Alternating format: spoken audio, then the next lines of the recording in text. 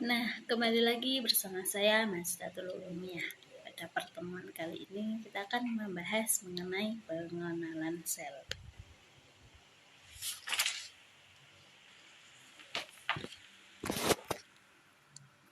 Nah, apa sih yang kalian ketahui tentang pengenalan sel? Nah, kita dapat melihat bunga yang indah di taman. Pada gambar tersebut, yang terlintas di pikiran kalian itu apa? Bunga itu warna-warni, memiliki keindahan. Kira-kira apa yang dapat menyusunnya? Terus yang gambar dan kita bandingkan dengan gambar ruangan yang menyusun bangunan tersebut. Material apa yang membentuknya? Nah, ruangan itu tersusun dari batu bata, semen, pasir, dan material lainnya, bukan? Nah, pada bunga-bunga yang berada di taman tersebut pun tersusun dari bagian-bagian kecil yang disebut dengan sel. Bukan hanya itu, tetapi seluruh makhluk hidup tersusun dari sel. Nah, dari sini apa yang dapat kalian simpulkan mengenai sel itu? Nah, sel merupakan unit atau bagian terkecil yang menyusun tubuh makhluk hidup. Sel itu begitu kecil dan tidak terlihat oleh mata kita, akan tetapi sel tersebut tidak menghalangi para ilmuwan untuk meneliti sel. Nah, yang kedua, ini menemukan mikroskop. Nah, yang pada gambar di sebelah kiri itu mikroskop beserta sayatan gambus, temuannya Robert Hooke pada tahun 1663.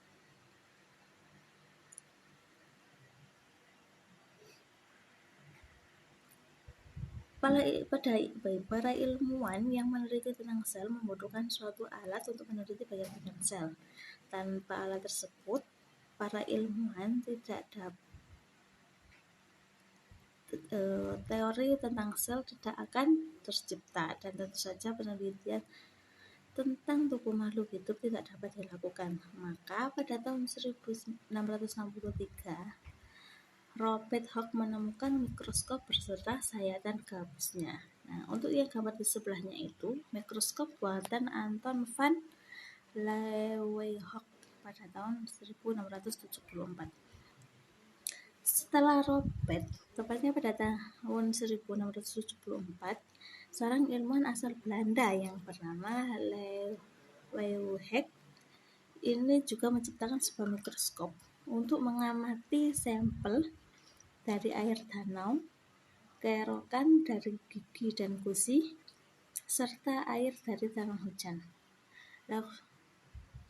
Leeuwenhoek ini juga sangat terkejut melihat berbagai macam bentuk organisme tersebut. Beliau menyebut organisme disebut animalcula, yang artinya binatang yang sangat kecil. Nah, yang ketiga ini mikroskop cahaya dan mikroskop elektron. Segala sesuatu yang hanya dapat diamati oleh mikroskop disebut mikroskopis, baik itu benda mati maupun benda hidup. Beberapa mikroskop menggunakan cahaya yang merambat melalui lensa untuk menghasilkan suatu bayangan yang dibesarkan yang dinamakan mikroskop cahaya. Nah, mikroskop cahaya ini dibagi menjadi dua, yaitu mikroskop cahaya monokuler seperti gambar A dan mikroskop cahaya binokuler seperti gambar B. Perbedaan kedua mikroskop cahaya tersebut terletak pada bagian atas dari mikroskop.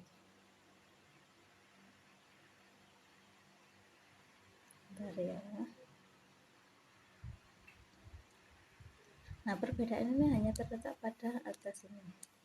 Kalau monokuler kan hanya lensanya satu, kalau binokuler ini lensanya dua.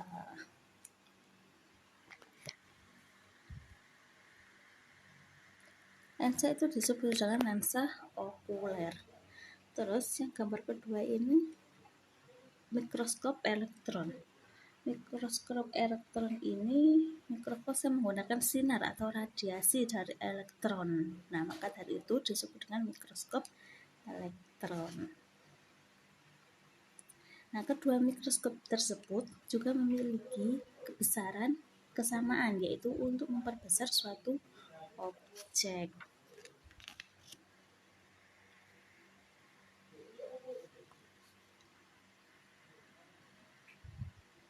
Nah, ini bagian-bagian mikroskop cahaya. Yang ini lensa okuler, memperbesar penampakan objek. Terus, nah yang bagian ini tabung mikroskop, yaitu penghubung lensa okuler dengan lensa objektif. Terus lensa objektif memperbesar objek itu yang ini. Terus kalau sebagai penjepitnya itu bagian, kalau penjepitnya ini. Terus pengitar lensa, tempat lensa objektif bagian sini, lengannya sini. Terus tombol pengatur pemusatan di sebelah sini, dasar mikroskop ini, lampunya di sini ya, sebagai lampu. Makrometernya di sini. Mikrometer sama makrometer bersebelahan, kalau meja objeknya di sini. Oke. Nah, yang B, sel hewan dan tumbuhan. Yang pertama, kita membahas tentang struktur sel.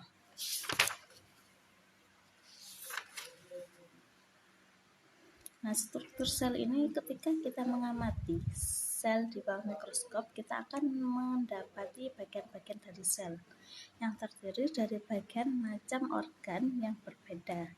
Bagian-bagian sel itu kita disebut organel. Setiap organel memiliki fungsi masing-masing.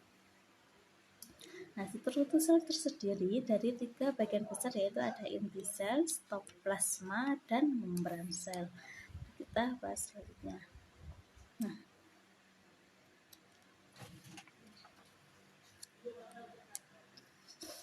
Nah, kita dapat mengamati perbedaan sel hewan dan sel tumbuhan. Nah, setelah kalian amati perbedaan hewan dan tumbuhan, kira-kira apa yang bisa kalian simpulkan dari kegiatan tersebut?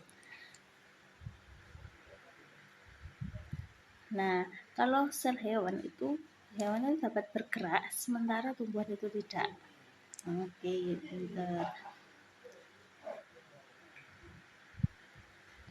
Nah, sel hewan sama tumbuhan ini sama-sama memiliki nukleus.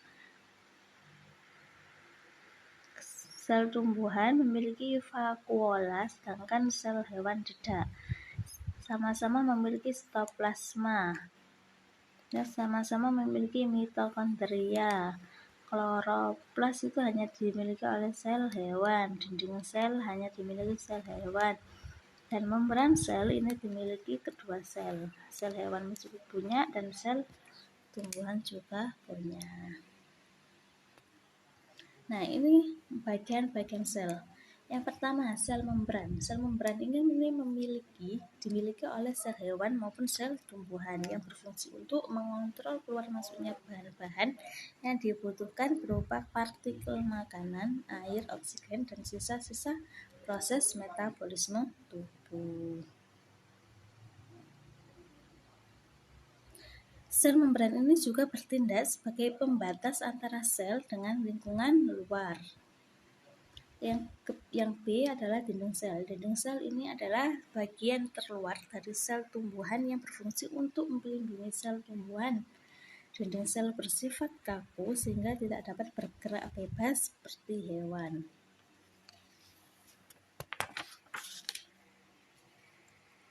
Ya, yang C ini nukleus. Nukleus ini terdapat pada sel tumbuhan maupun sel hewan yang berfungsi untuk mengatur seluruh aktivitas sel. Sel ini tidak memiliki otak, tetapi juga mempunyai sesuatu yang bekerja dan berfungsi seperti otak. Nah, ini yang disebut dengan nukleus juga. Nukleus Yang D, mitokondria. Mitokondria ini terdapat pada sel hewan dan tumbuhan yang memproduksi energi melalui proses respirasi sel.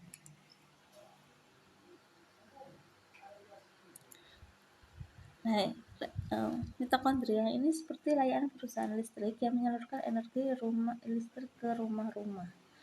Nah, itu contoh seperti mitokondria. Terus yang E, vakuola. Sel penyimpanan air, makanan, dan sisa-sisa hasil metabolisme di dalam vakuola. Vakuola dalam sel tumbuhan juga lebih besar dibandingkan sel hewan karena berfungsi untuk menyimpan fotosintesis. Yang ke F, fluoroplast. Fluoroplast ini organel yang hanya terdapat pada sel tumbuhan yang mengandung zat warna hijau daun yang disebut klorofil. Dengan adanya klorofil, maka kloroplas berperan dalam proses fotosintesis yang menghasilkan makanan berupa glukosa. Yang terakhir, sitoplasma. Sitoplasma ini adalah cairan seperti agar-agar yang menyebar di seluruh bagian sel dan tempat terjadinya reaksi kimia dalam sel.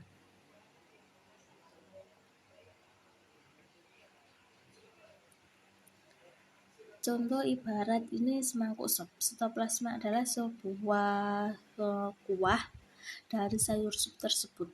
Sitoplasma itu mengisi ruang-ruang kosong di antara bagian-bagian sel. Bisa dibayangkan sebuah sup, sayur sup ya.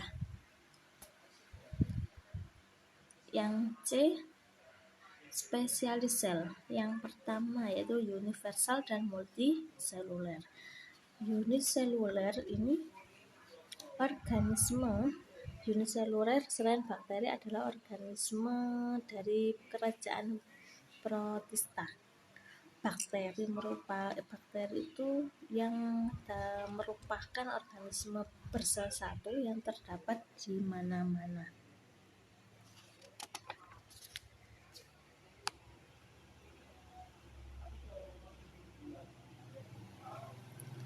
Beberapa bakteri itu juga berguna untuk kehidupan manusia, tetapi banyak juga yang justru menimbulkan penyakit.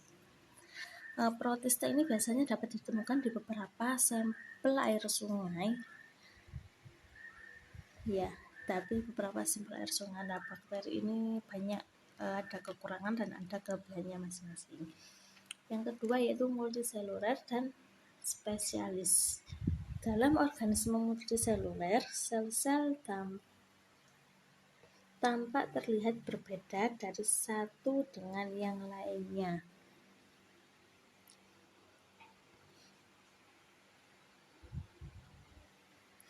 Karena mereka pun juga memiliki fungsi yang berbeda-beda, bisa dikatakan sel-sel tersebut mengalami spesialisasi.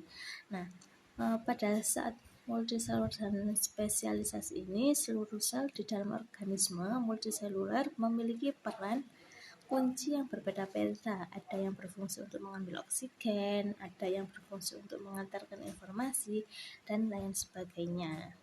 Ketika mereka itu memiliki peran yang berbeda-beda, hal tersebut sangat memberikan manfaat bagi organisme tersebut. Sama sepertinya kita bekerja kelompok, ada yang bertugas untuk mencari bahan, ada yang bertugas untuk menulis, mencari gambar, untuk presentasi, dan lain sebagainya, sehingga dapat menghasilkan produk yang bagus.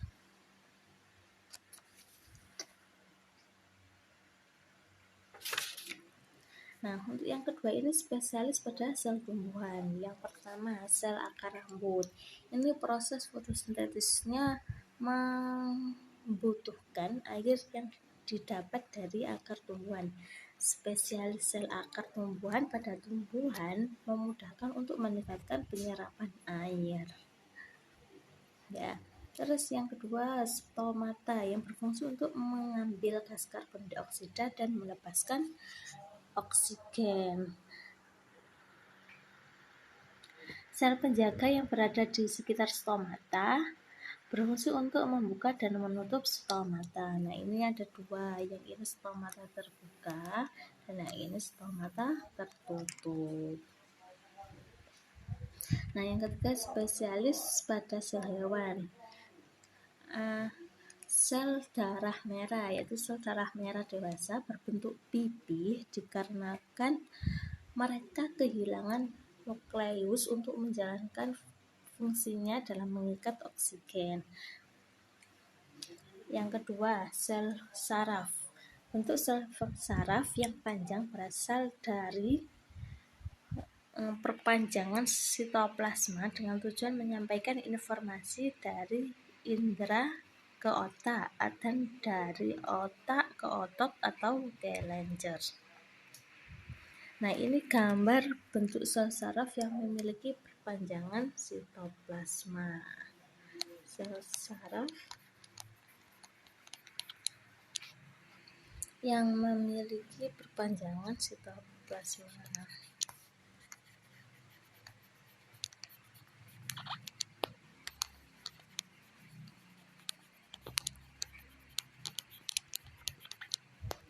Sitoplasma.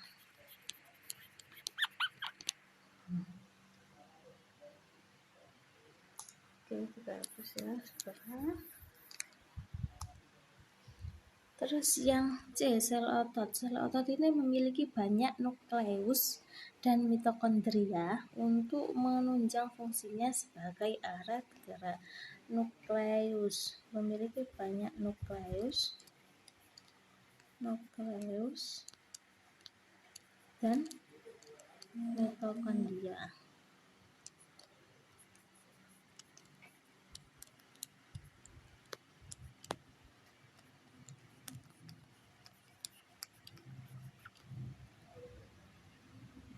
Nah, yang D ini sel jaringan organ dan sistem organ.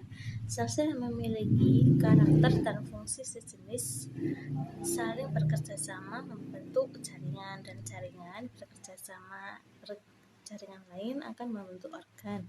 Organ bekerja sama dengan organ lain akan membentuk organ sistem, dan kerja sama organ sistem untuk menjalankan fungsi tubuh.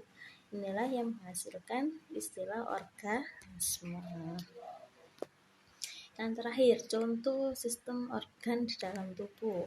Sistem pencernaan yang memproses makanan makanan yang kita makan sehingga menghasilkan energi untuk tubuh. Nah, tubuh kita kalau tidak dikasih makan, kita akan lemas. Sistem peredaran darah yang berfungsi untuk mengalirkan darah ke seluruh bagian tubuh, terdiri dari jantung, pembuluh darah, dan sel darah. Ketika sistem pernafasan berfungsi untuk mengalirkan oksigen dan membuang karbon dioksida melalui peredaran darah yang terdiri dari hidung, ke tenggorokan, terus ke paru-paru, terus ke diafragma. Yang keempat ini sel gerak yang berfungsi untuk menggerakkan tubuh, yang berfungsi untuk melindungi organ-organ penting dalam tubuh, terdiri dari otot dan tulang. Terus yang terakhir sistem ekskresi berfungsi untuk membuang sisa-sisa metabolisme tubuh, bisa berupa keringat maupun urin, terdiri dari ginjal, paru-paru, hati, dan kulit. Nah, terima kasih. Sekian penjelasan dari saya. Semoga bermanfaat.